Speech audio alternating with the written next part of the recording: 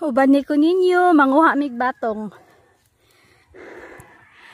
Basta magkugi gani ang atong silingan og tanom, makalibre gyud ta. So dai. Ato ni kaon, okay naman tingali ni. Tay, saban tani di mo mao. Hala, saban kita ni. Ang tigiya na lang atong pakwaon kay mahadlok siya dili mamao daw.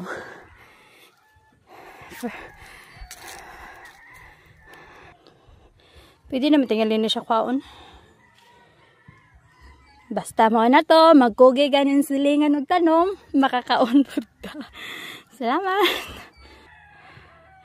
Ay, di jud lalim perteg jud kahangak anhi. Kumukaan pud og balanghoy, nahitanom nga balanghoy atong silingan. Kumukaon mo og butong dito sa ubos, naidaghan po ditong butong, makabuot lang.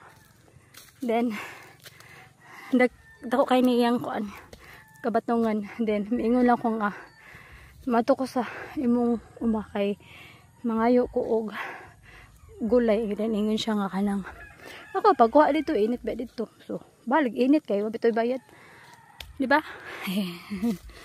Kanga kayo eh. Ay, so babay lang sa kay marag taas pa yun akong sa kaon. Ay, yan ang wapog kong mais din ha.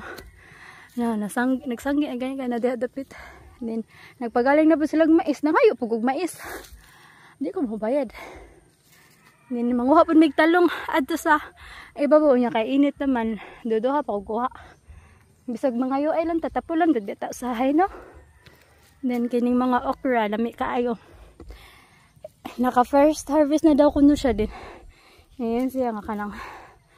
Hindi lagi ko mabayad din. Ayan siya nga kanang. Panguha lang dito day.